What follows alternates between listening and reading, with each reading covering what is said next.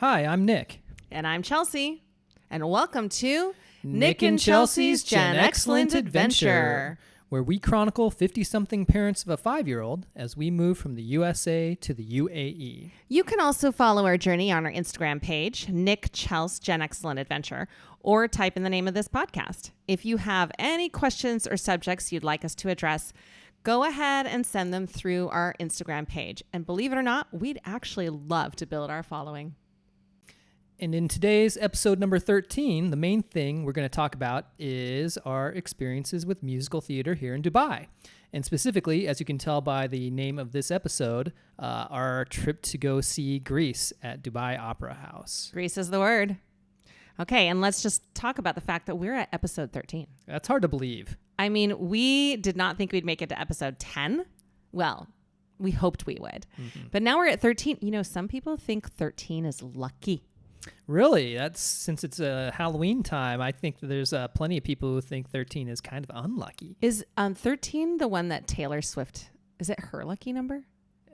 You are more of an expert on Taylor Swift than I am, so That's not saying much because I'm not an expert. But I seem to recall reading that at some point. I could be totally wrong. Somebody will correct me. Mm-hmm. Well, let's just hope we don't run into any black cats in our path tomorrow on Halloween. We probably will because there are cats everywhere. Although not too many just plain black ones. Okay, so we went and saw Grease. From what I can tell, in Dubai, the big productions that come through, there's only 2 coming this year. So there are concerts and this and that. But as far as musical theater goes, there are only 2. It's Grease and then Wicked, which we will likely get tickets for because, you know. But this time was Grease. Well, I mean, let's talk a little bit about that. I mean, there's not a lot of musical theater that we've found here in Dubai. Right. That's a big thing for you. It's you huge. are a big musical theater person. And really any theater. Yeah. But that's the background of your family too. Yep. So this has been in your life for all of your life. Really all of my life, yes, because my mom did theater growing up. My mom married my stepdad because they met at a theater, and my step-siblings did theater. My sister did theater. My brother and I were like, well, I was shy. I can't speak for my brother, but I always wished I did theater. But regardless, there is a deep, deep embedded love of theater. And even my dad, who didn't do theater, has always loved theater too. So like, it's just there. It's just there. And you like it too. Yeah, I enjoy it. But really, I mean, you are motivated. As soon as we got here, you started looking for shows. And it was not easy to find something. And when you did find something, it was Grease, which is a somewhat appropriate one for us. Yeah, to have as our first musical here in Dubai. We have some history with the musical Grease. Yeah. I can't remember if we talked about that in the last episode. I do remember saying that I didn't know you didn't like the show. I was like, wait, what? How do you not like the show? It was your idea to dance at our wedding to Grease. Well, I mean, it's like when I talk about history, there's more than that. First of all, one of our earliest dates was karaoke. I did not think about where you were going with that. And we did summer nights for karaoke together. Karaoke hosted by your sister. Yes, who is an excellent karaoke host. She doesn't do it anymore, but she was so fun. Yeah, quick aside. So we went to karaoke hosted by your sister. Turkey-oke. Right, it was right before Thanksgiving Eve. And she had not been doing it for a little while. It was like she was coming back for a one night only. Well, they didn't hosting. have it for like a year. Okay. But what happened is because it was this one night only thing, all the old regulars came back, bringing like their own CDs for karaoke. I mean, it was professional night at karaoke, and you are a very good singer. You can hold your own in professional night. I am not a great singer. Actually, Nick is a decent singer, but he is not a trained singer. And I am not a professionally trained singer, but I do sing for church and I sing regularly and it's in my family. I am not a performer though. My sister is a performer and a singer, and you are a performer. People don't always know this about Nick because he seems shy, because he is a little shy, but he loves to perform. and you get him on a stage or in front of an audience, and suddenly you're like, whoa, who is that? And we had just started dating, and we went to the karaoke, and I was like, oh my gosh, he like really likes to dance up there. So we had a very early connection through the musical Grease, which continued, as you mentioned, at our wedding. Yep. And we did talk about this in a previous episode where I was very much motivated to not have us have a first dance where we were just awkwardly swaying with a ring of people standing around us. We've all been to those weddings.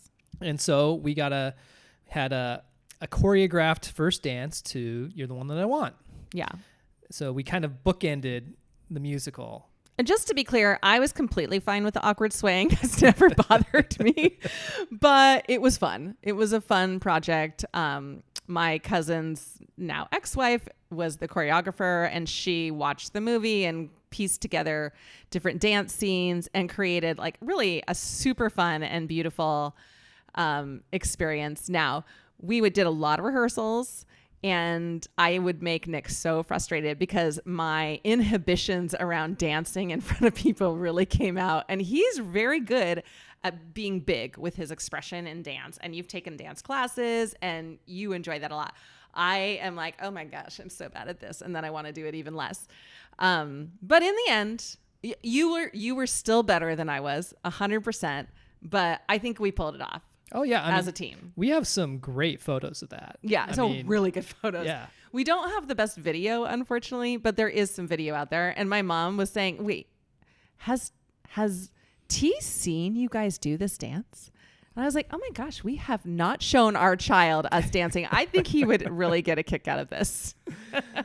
More on T's dancing later in this episode, by the way. Yes. But we're going to stick with our Greece experience and our Dubai musical experience. And why don't we start off with talking about what it was like, first of all, getting to the theater and the kind of going to downtown where the opera is located. Okay. Yeah. So we got a babysitter, which we will talk about that in another episode. But we got a babysitter and we left at like the show started at 7 and we left at like 6:10. And we meant to leave at 6. You know, you got to tell the babysitter things. We didn't leave at 6. Well, and this is a Sunday night too. So yes, it's a Sunday night. In theory, a night where there isn't going to be too bad a traffic. Yeah, well, untrue. And there's at Dubai Opera House, and Dubai Opera did send a text saying, based on the predicted traffic, leave plenty of time. So that's why I was like, okay, well, we're about 20 minutes away from the Opera House. So if we leave at 6, we should be fine. We leave at 6:10. Ooh, it was sketchy.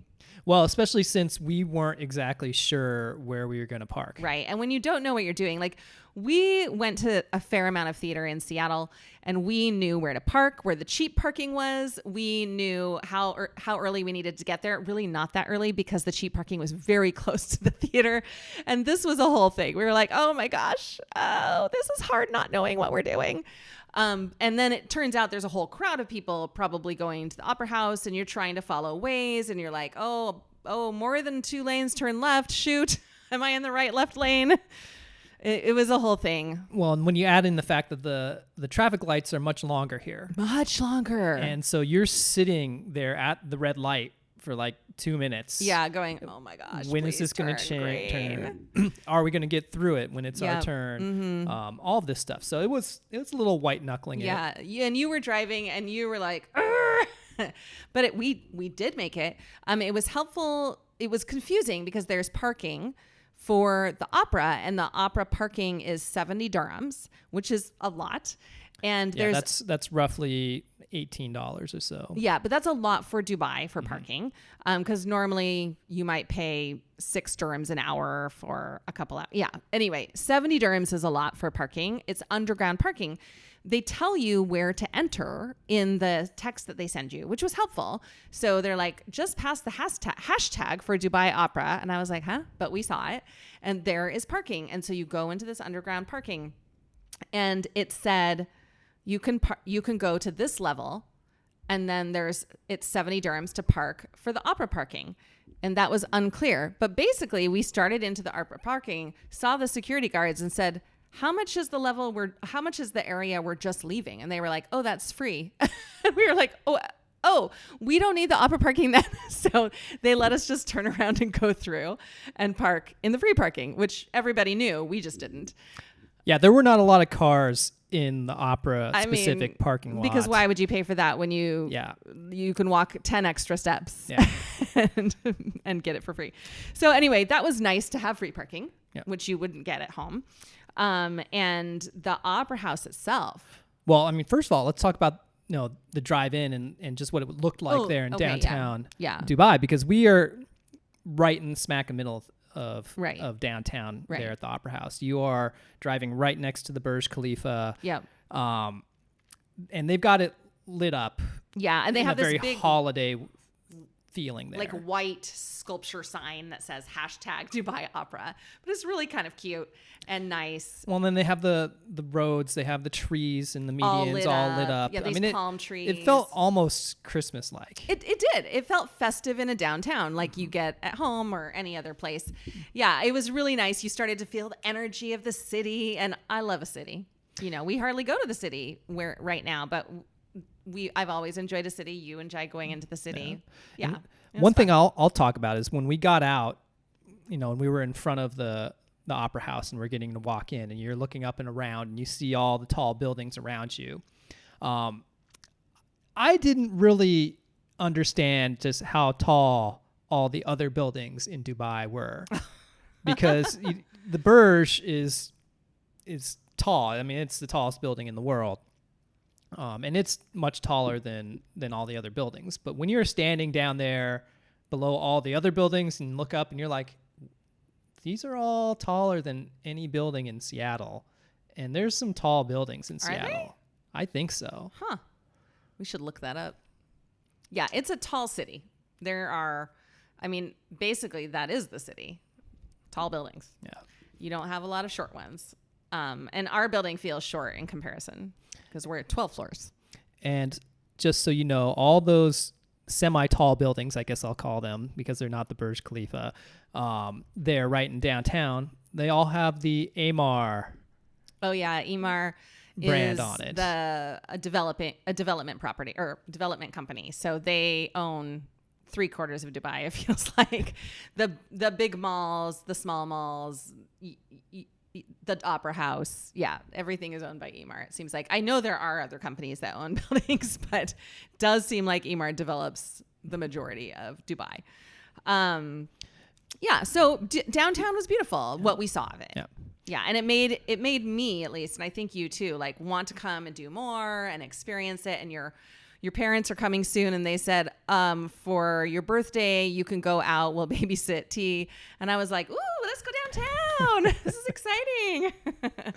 So then we are at the opera house itself. Yeah. And the first thing I got from the opera house was some real like Lincoln Center vibes. If anyone's been to New York City and been around Lincoln Center, it has this nice modern feel to it, but it also has a lot of like water effects there in like the courtyard. So we're talking about fountains that will squirt up in the air, talking about some waterfalls, these things that make it really look pretty, look a little sophisticated. It's gorgeous. And, we didn't even get the full effect because we were there at night.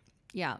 I imagine that some of those waterworks would be even more interesting to look at during the daylight. But at night you have all the lights and they had a red carpet rolled out. So you're walking in on a red carpet. Honestly, it was just a really beautiful experience in the physical space of that area. And then you walk like outside down the red carpet and you're looking out, and there's like restaurants surrounding the opera house that are all like on the property. They're in different buildings, but they're on the property. And you're like, oh, Moishi sushi, that sounds good. Like, this is a fun place. And then you just walk into the opera house, and what a gorgeous venue. Yeah. I mean, the lobby, I mean, it's what, 2 or 3 levels? I think 3. And the first thing that you notice is all these people who look like they're influencers taking selfies in front of the gigantic kind of modern chandelier they have that hangs from the very top of the ceiling and down like through 1 or 2 levels. I didn't see these photos. I believe you, obviously, because I was waiting in a rather long restroom line. But so that is not different here. There are rather long restroom lines for women at performing arts venues. But it was a really beautiful place. And they had a fairly good sized line for concessions. And people were getting like actual food before and during intermission. Intermission was 25 minutes. I've never had an intermission that long, but that is enough time for people to get food and eat. And Dubai loves to run late, so it kind of makes sense. I saw somebody walking around with these little mini sliders, and I was like, so cute. And it looked like you could order ahead and just pick them up. Anyway, really a nice setup. Yeah, and I didn't feel like overcrowded. No. I mean, there are some theaters in Seattle that when it's a full house, the lobby is jam packed. It's you are because they're shoulder small. to shoulder. Yeah. And that was not the case here. And it was, I don't know if it was 100% full, but it was pretty full there. Yeah, it was not sold out. I could see empty seats, but yeah, it was still full. There were a lot of people. And it's a 3-level level theater. There are 2 balconies. Right. And so I was wondering if the upstairs also had concessions, because we were on this, like the main floor for all of that. And I didn't know if they had all the same stuff upstairs. So maybe it was easier to be less crowded. But an interesting experience. I really enjoyed it. I wish they had more musical theater because I would be there more often. So we've talked about the venue. Let's talk about the actual show. Okay. So what did you think about the Grease production in Dubai? I thought it was good, but not great. There were some talented individuals, certainly. You and I talked about how it's even more dated than the movie, and has like kind of some. Grease has always had messaging that's like interesting, maybe not the best. That's fine. We grew up with that. We're Gen Xers. We are accustomed to that. But the Broadway production, I'm going to call this the Broadway production. The stage production was, I believe, before the movie. And it's just a little bit different and probably has worse messaging than the movie.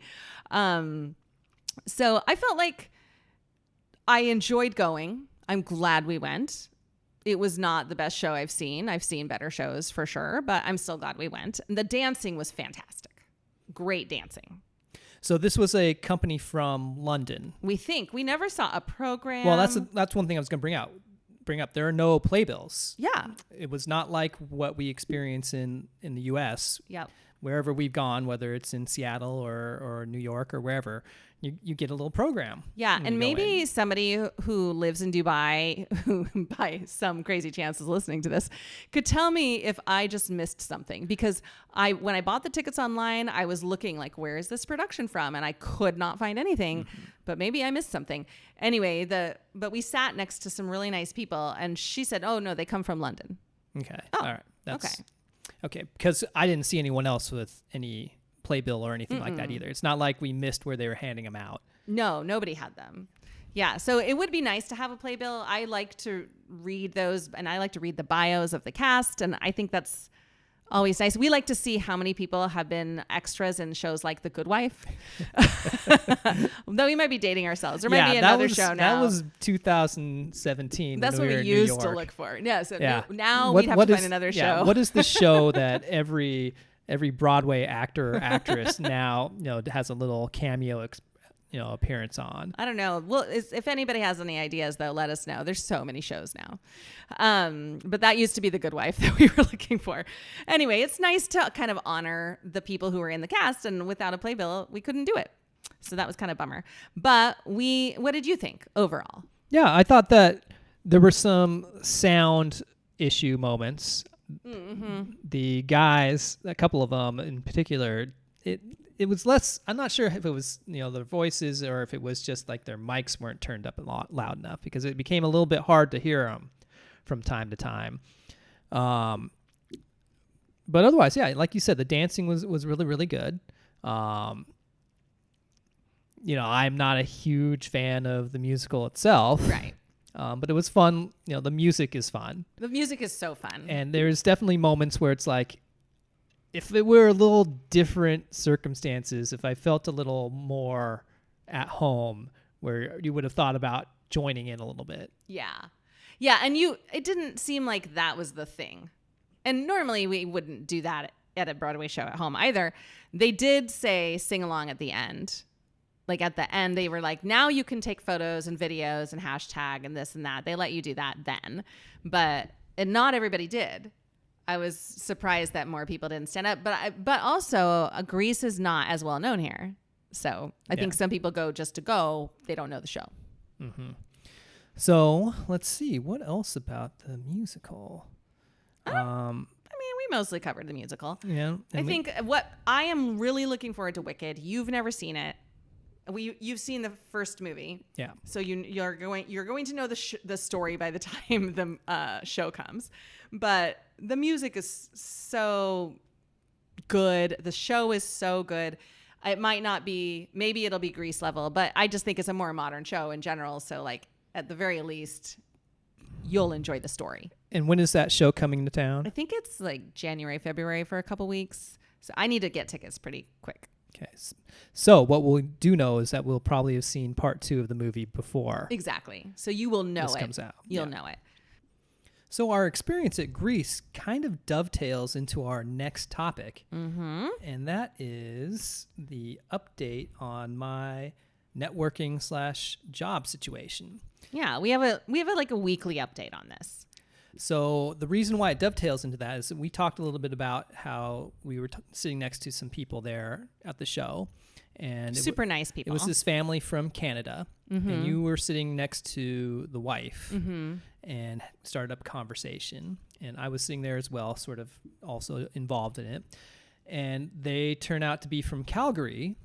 And the husband actually played a year in the WHL. Right. Which is the junior hockey league that I covered for 2 decades. And if you don't know what the WHL is or what junior hockey is, what's the age range? So this is a junior hockey league, so it's 16 to 20-year-olds. Mm-hmm. And we're talking about the best 16 to 20-year-olds in Western Canada and the Western United States. So... right, because they had this league in Washington, Oregon, Idaho...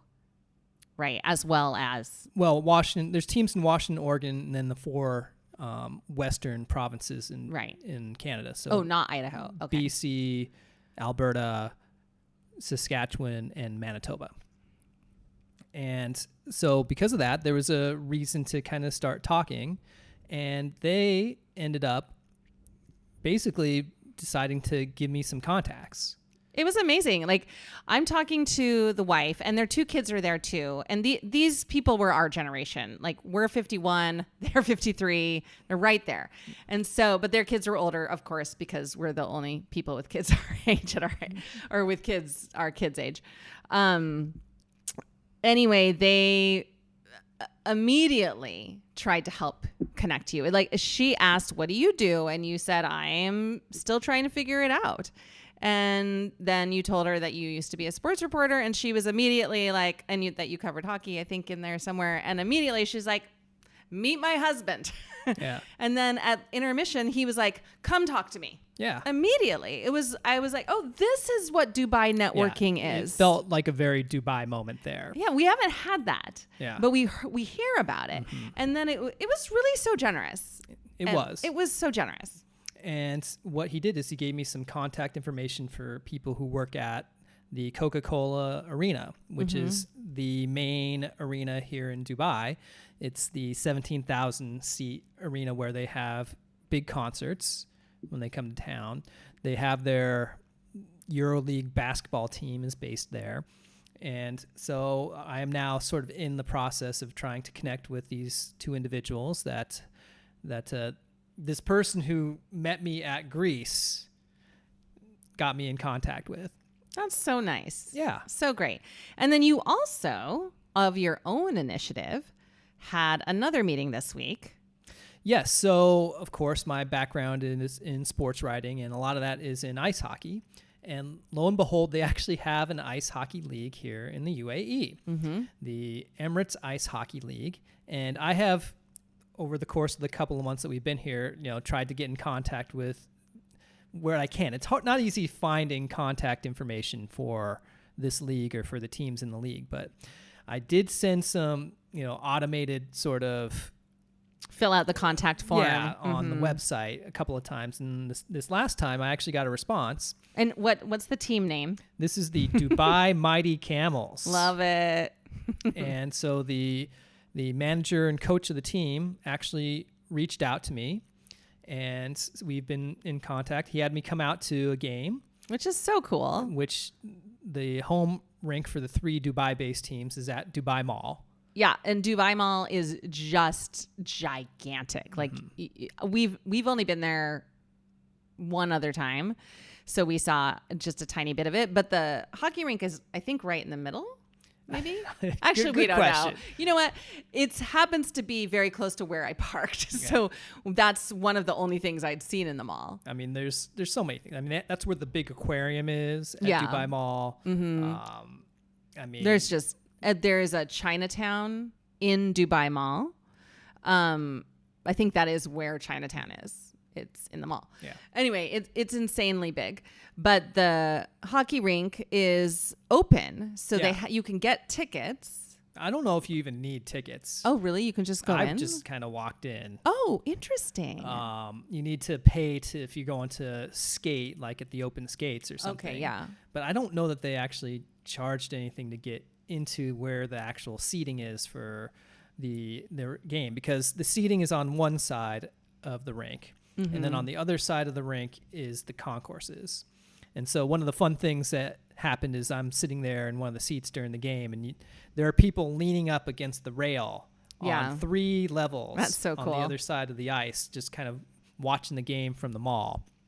Yeah, Nick sent me a photo of that because he's down below looking up, and it's just kind of a cool view. Yeah. So all these people just watching hockey, and it's free. And, it felt really good being at a rink again. It felt good connecting with hockey people. The coach manager that I talked to also played. Oh, wait, he's the coach and the manager? Yeah, he's basically in charge of the team. Oh, my gosh. And he also played in the WHL. Oh, cool. He's from the Czech Republic.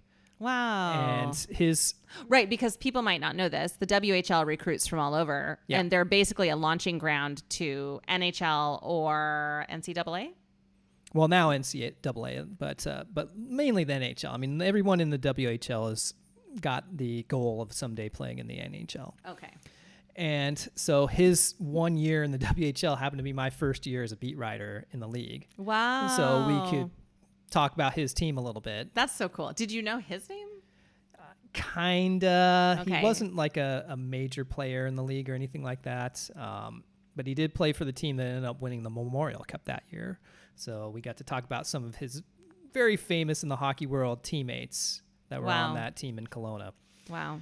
But anyway, and so we had some good conversations, brief conversations, because he was running late. There's crazy traffic. You thought it was bad traffic going to downtown Dubai Sunday night for Greece.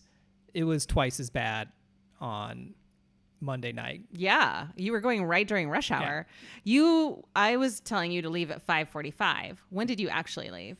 I got out before 6. Yeah, because you were supposed to meet him at 7, and I got there right at 7. Yeah. Fortunately, got lucky with parking, I think, near where the rink was. Okay. And then he didn't get there till like 8 for the and the game started at 8:30. So there wasn't a ton of time to chat. But he gave you more time later this week. Yeah, and we're gonna meet, for coffee or something like that, and talk about ways that maybe I could help out the team in terms of a writing standpoint. He talks very specifically about somebody who knows hockey terminology, right? Which I do. So you've got the language down. You know the language for many sports. Yeah. So, there's a chance that there's something that could materialize from this, and that would be pretty cool if I was able to do a little more writing about hockey. Because really, writing about sports is your first love. Yes, it is. So, I mean, and if you didn't do it full time, but you had a piecemeal situation where you're doing that for this company and some other kind of PR writing for another company, you'd be okay with that. Yeah, for sure. Yeah. Yeah, I'd be happy to piece things together. It'd be going back to my very first days of being in the media world, working at a weekly newspaper and a daily newspaper at the same time. Yeah. And a little like childcare on the side. Yeah. I mean, if you're doing freelance, and you could do freelance in lots of ways, right? You could do copywriting, you can do sports writing, you can do PR. Like you've got a lot of skills in the writing category. You just want to write. So we will see what comes from all of this in the coming weeks. Okay. So Nick had a big week. He's got these contacts with different potential, maybe jobs. So stay tuned. He also had his very first improv class last Thursday. Indeed. And for those who don't know, this is not my first improv class experience. Back in Seattle, I will describe this as Chelsea parent trapping me and a friend of hers into doing improv classes there in Seattle.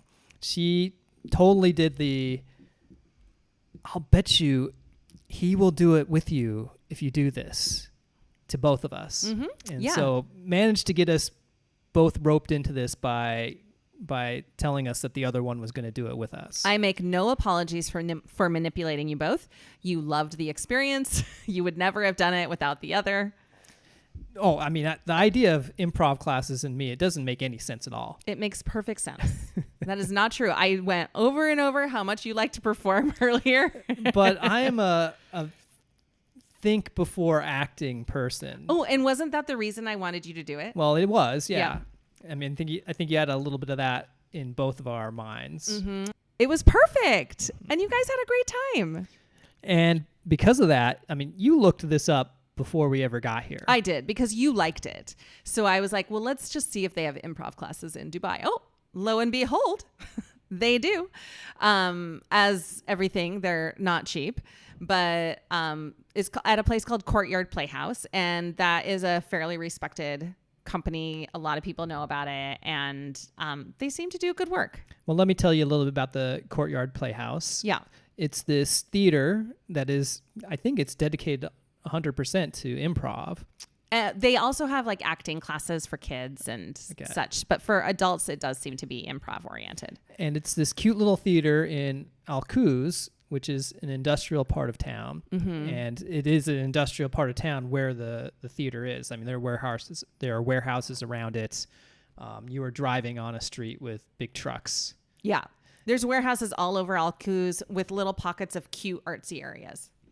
And so I get there, and everything about the experience. Oh, wait, I have to stop you. Oh. How do you spell Alcuz? So Al, Quuz.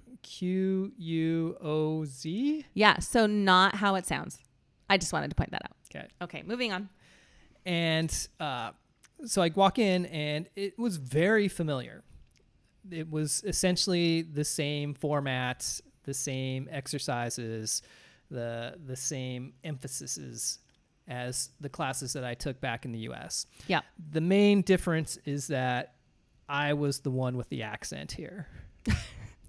Well, okay. Explain that. So, of course, back in the States, it's all Americans who are taking these classes. You might have one or two people who've moved from out of country. Yeah. But you perfectly understand everyone. Here, the instructors from Egypt. There were 12 students that first day, and I think 4 were from India, and every other person was unique, from somewhere unique. Yeah. Well, you weren't the only one with an accent. There were just everybody has an accent. But a lot of people from Europe or the Middle East or whatnot. Although no Emiratis. There was there were no locals that were there as a part of the class. Oh, that's too bad. And but yeah, so other than that, I mean, it was all a lot of what I've experienced, and so I was very nervous going, actually. The idea of yes and. Of course. Yeah, yep. That was the big emphasis of class 1. But I was very nervous going to this. You were like in a funk all day long. Because it was, going into a situation where I didn't know the place or the people or anything. And you weren't going with a friend. And yeah, but it was good. I mean, the instructor was good and got us all loose. The people in this class are, I think, a pretty highbrow clientele. I think the people in there are all, working pretty high, whether it's in the tech industry or real estate or medical field. There was a person there who was what was it? Pediatric neurosurgeon, I think. That seems pretty important. And so I think it's a clever group. Not surprising. But that said, I mean, I think they had the same issues coming in that a lot of people doing improv classes have, which is they're all there to get out of their heads. Yeah. They're trying to learn how to be less, rigid in their thinking, or more able to be outgoing, or more able to speak in front of people. That's a real big part of the clientele that goes to these improv classes, are people who are trying to be more comfortable speaking in public. Yeah. And because of that, it was a good time. And, despite the accents, I think I was able to understand what everyone was saying. And looking forward to the next class, which right now is tomorrow. It's less than 24 hours from today. Yeah. Okay. And you came back, as you always did with improv, like hopped up happy, like kind of on fire. Like, that was fun. I really enjoyed that. And I think you even might have said you were right. Yes, because you did need to give me a little nudge. Yeah. Maybe a little more than a nudge. More than a nudge. You were like, I don't think we should spend the money on this. I don't know about this. And I was like, you were doing it. And I felt like it was an opportunity for you to network too. Like, this is important. You need to do things that aren't just because I'm working, you're not getting out as much. You're going to the store. So I was like, you meet a lot of people from my school, but that is not the same as creating your own community. And yeah, I'm so glad that you came back with that same vibe that you got in Seattle when you come from improv. Well, so good vibes, I guess, moves us into our next little segment about something that you could consider to be good vibes, and that would be some of the celebrations that are going on right now. Yeah, I think officially Diwali is over, but it is a big thing in Dubai. There's a huge Indian. I think Indian is the biggest expat population here. So there's a huge Indian population in Dubai, and there are fireworks going on throughout the week. And I think Diwali was officially one day last week, but they have things going on all week. So what is Diwali? Oh, I was unprepared for that question, but officially it is the Festival of Lights. Okay. I don't know all the history of it, and I did not look it up. But it is a joyful celebration. And so there are a handful of Indian employees at my high school, and they set up our staff lounge to celebrate Diwali. And that was really cute. My coworker, who's a counselor like me, she was involved with that and so happy. She was just thrilled to be sharing this love of this holiday and celebration with everyone. Really sweet, very good food because Indian food, so yummy. They gave everybody little boxes to take for lunch. So there were like little mini things of like samosas and some desserts, other such things. Oh, I think chaat. Yeah, it was really yummy and it looked so great and festive, and people dressed up in their saris and so forth. Very sweet. And I think there were kids that maybe dressed up too at school. And you talk about it being the Festival of Lights. Well, one thing you saw around town is there were buildings that were lit up very colorfully. Very colorfully, yeah. In honor of the holiday. Yeah. And so that was fun to see some lights at night and just see the fact that the city did get into this. Right. And where I worked back in the Seattle area was Bellevue, and Bellevue has a really substantial Indian population also. So I was familiar with Diwali, but I didn't live in Bellevue. So I didn't see it in the same way. I don't know if it was kind of overall the whole community like it is here, but it was fun to have it around. I enjoyed that. It felt very festive. And the other festive thing that happened this past weekend was your school and T's school had its Fall Fest. And I think it was their first one. So the parent association put it on. The school next door has been doing it for years. I don't know what theirs is like, but it was fun. Yeah. So what happens is they set it up in the parking lot. Yeah, and it starts at 4 p.m. So it's when the hot sun has gone down. And the biggest draw, I think, was probably the trunk or treat. Oh, yes. So this was the weekend before actual Halloween, but they did make it into a Halloween event. Oh, of course. And so all the kids were encouraged to come in their costumes. Very cute. And this, you talked last week about your visit to get T's Spider-Man costume. Yeah. And just so you know, he's got this padded Spider-Man costume with muscles that probably not the best thing to have in the hot weather. Yeah, and it has a mask to wear over it. He lasted about a minute in the mask. Yeah, he was like, I can't do this. Yeah, which is great. I was actually quite happy that he listened to his body. Well, and also, I mean, you can't recognize him with that mask on. That's true. He wouldn't have run into his friends wouldn't have known to find him. And so all the kids are dressed up, and a bunch of parents came when they're in their large SUVs, and they tricked out these SUVs in Halloween decorations. Yeah, I mean, that's trunk or treat. They do that. We've never gone to the trunk or treat in our neighborhood back in South Seattle, but they do it every year also.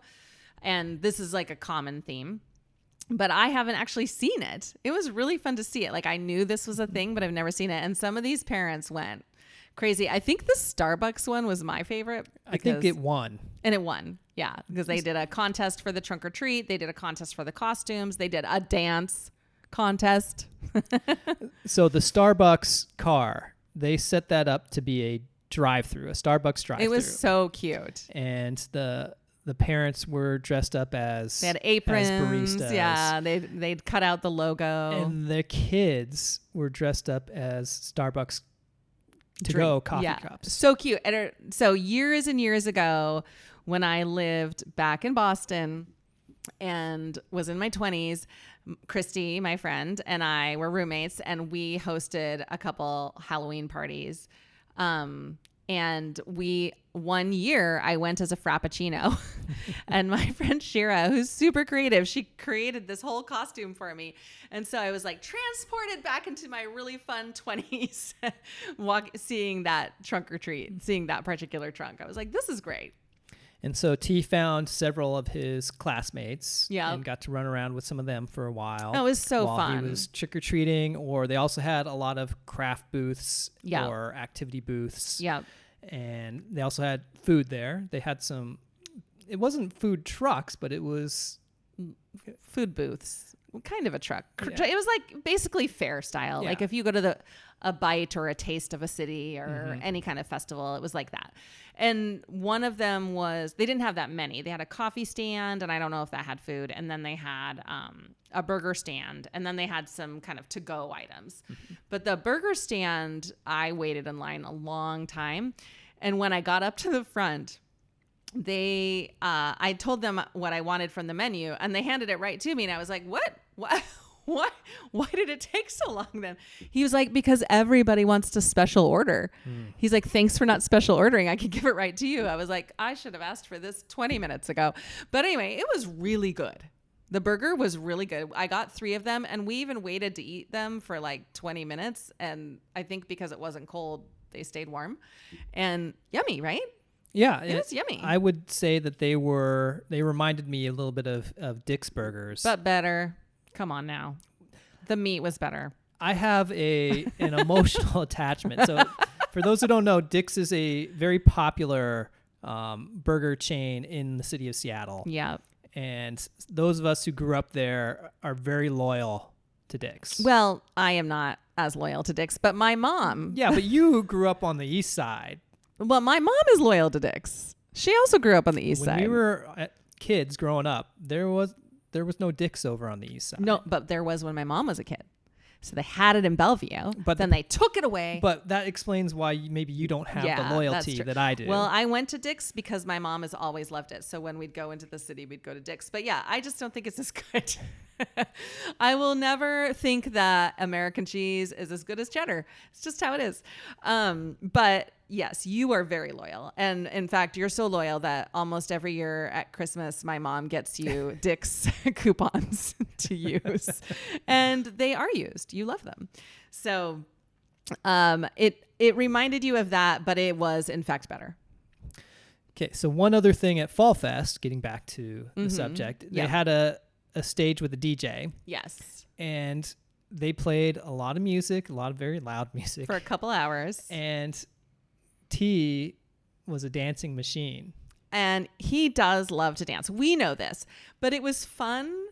I was not watching. I wasn't there the whole time. I waited in line for food while you guys were doing a lot of this. And then I was taking a break for a while.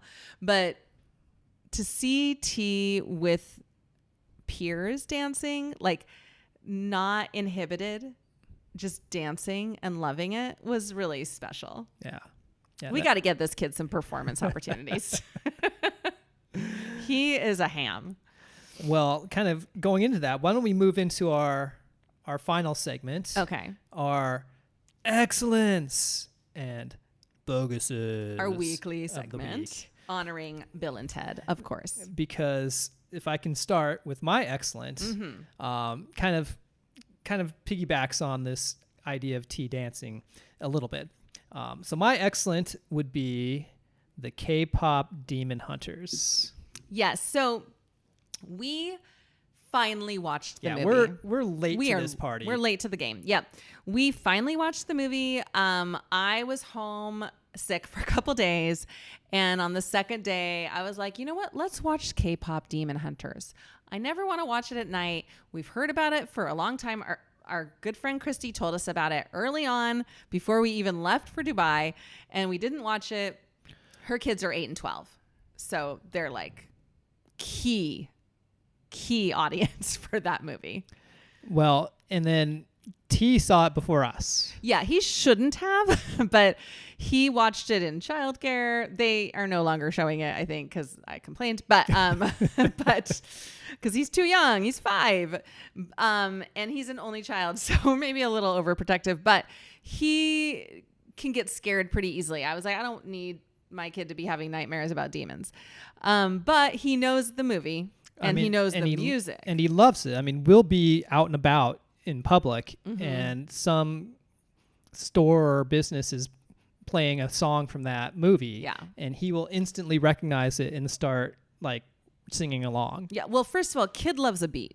Yeah. Okay. Kid loves a beat.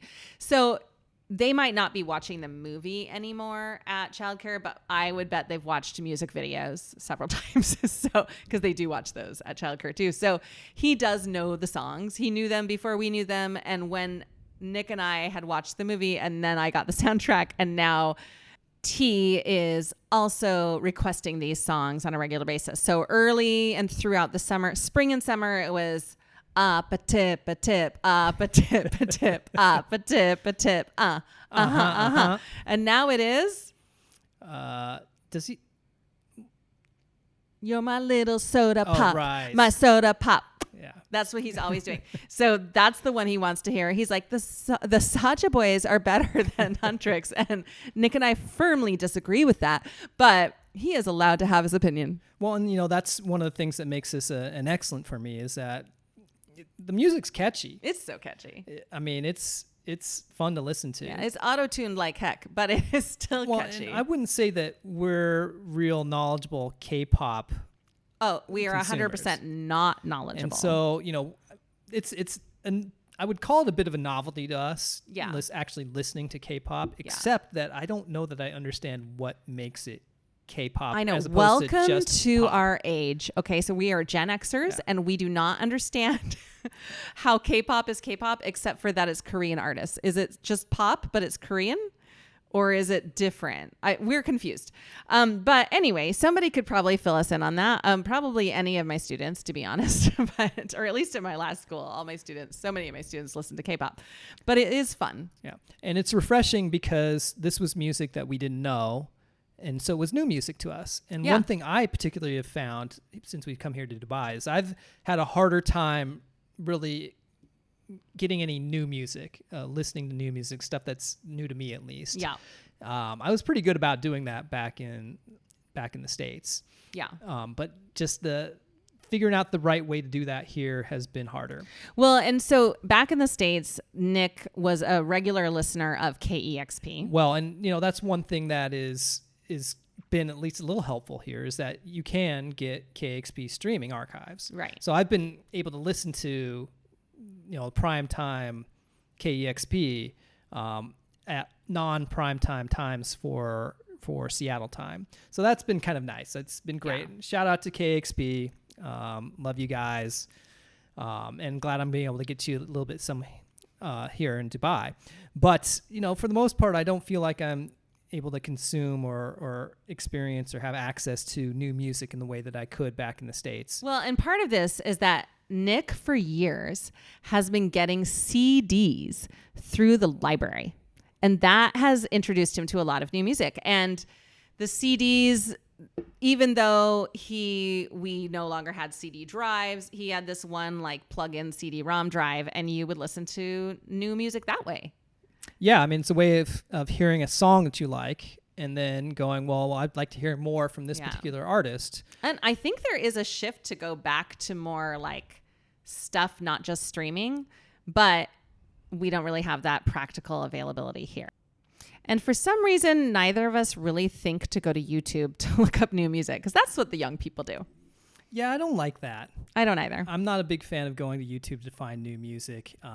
It feels like, I guess grew up on the album, and I like to hear more than just one song by an artist.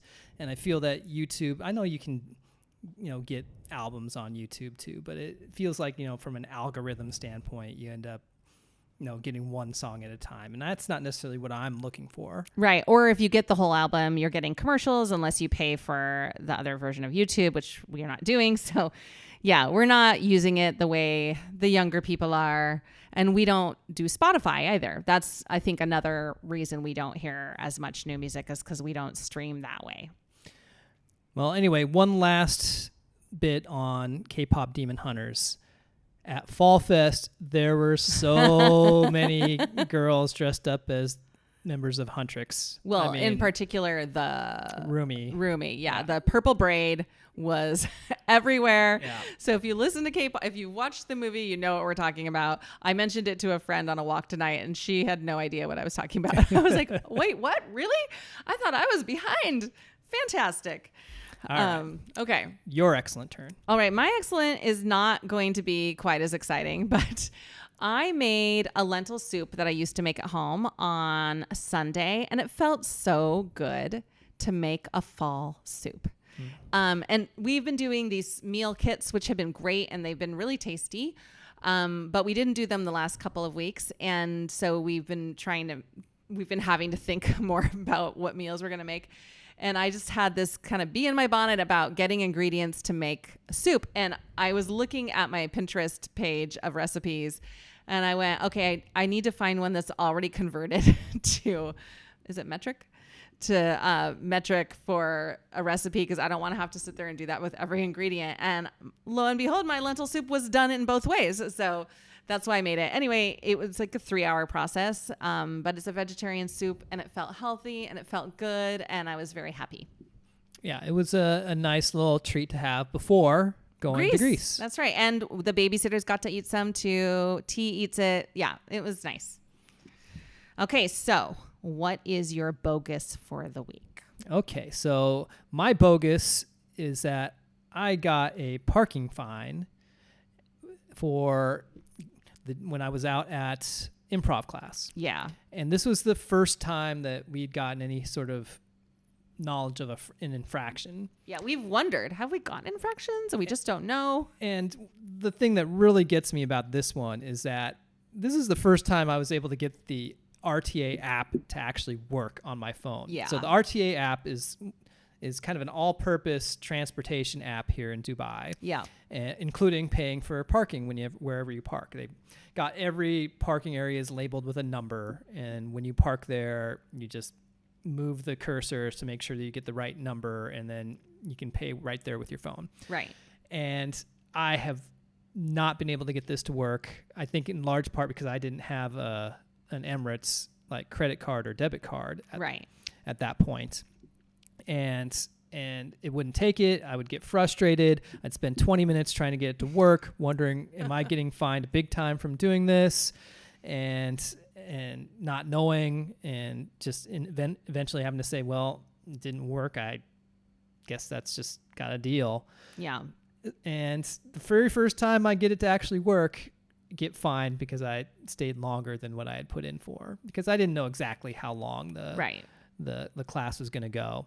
And I guess the positive out of it is that the car rental agency told us right away. Like right away. Yeah. Yeah. Right away. Here's your 100 dirham fine plus the 30 dirham service fee. That is a lot. That fee's big.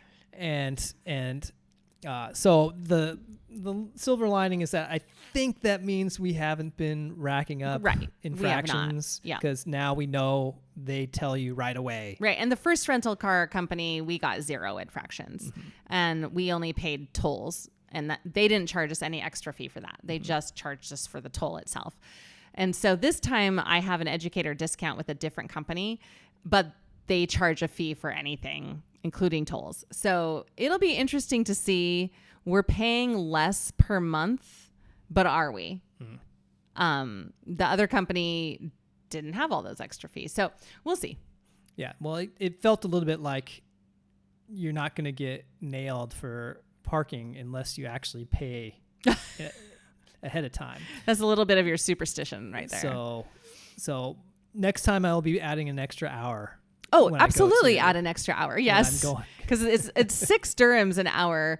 Fun fact. I met somebody. It was less than 6 dirhams. Oh, less even. Yeah. Really? Okay. It changes by location, neighborhood. By time. I feel like almost every place I go is 6 dirhams an hour. And I was talking to somebody at the park on Saturday last week, and he was saying that they've lived here for like 11 years.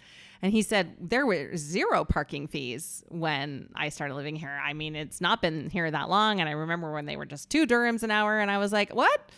Can we go back? That'd be so nice.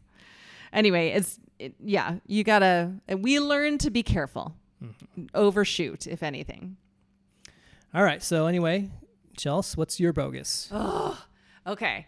So I have an iPhone 12. It's old. But it works. Everything works fine. And but my case that I've had for a long time had started tearing. So I was like, okay, I'll just get a new case. It doesn't need to be a good case. Just needs to be a case that works until I can get a new phone, maybe next year or something. Phones are really expensive. iPhones here are more expensive than they are at home, so I wouldn't get it here anyway, but I want to save my money for it because they're pricey. Anyway, I got just a cheap plastic case at one of those mall kiosks, just a clear plastic case. I've had clear plastic case before. And I dropped my phone. I'm holding it on top of something, it'll fall sometime. Anyway, I have dropped it several times. I've had iPhones forever. I've dropped them many times, usually with a case. I've had them without a case too. I dropped this maybe from the height of the bed to the floor. It wasn't a hard drop. And it took me about 2 weeks to realize that the back of it had shattered. And it maybe got dropped twice in that time period. The back has shatter marks all through the metal. Like completely, like in a way that I could not trade it in now. And I've always been able to trade in my iPhone, and I have a little thing here, a little thing here. It still works, but I'm so mad about it. I mean, you thought that the case had shattered. I thought the case had shattered. So you thought that the clear plastic was the part that had actually broken. Yeah. And then it wasn't until you took it off that you realized, it wasn't the case. And it was actually, I looked at it one day and I went, wait, I think that's not the case. And I took the case off and I was like, it's the phone. Oh my gosh. So now I ordered a new case. I just got one on Amazon, and one that will not give it damage like that. So the case itself caused more problems than if I had not had a case on there. That's what blew me away. Like if that had fallen without a case, it wouldn't have shattered like that. So I was really, really annoyed about that. Pretty mad, actually. And then now I need to get a new phone, but I'm just trying to hold on. You can kind of feel it. Like if you take the case off, you can kind of hear it the crunch of it. But the phone's still working. So I'm just trying to hang on and hope that somehow I can get a new phone when we're home. Okay, so those were our Excellents and Boguses, and I think that brings us to the conclusion of episode number 13. Episode number 13, lucky 13. Just kidding, maybe. And then also just a plug for our Instagram page again and to share our podcast with others. We really would love to know what you think, and we'd love to have you rate us. We'd love for you to help other people find us. And as always, remember, be excellent to each other. Have a great week, everyone.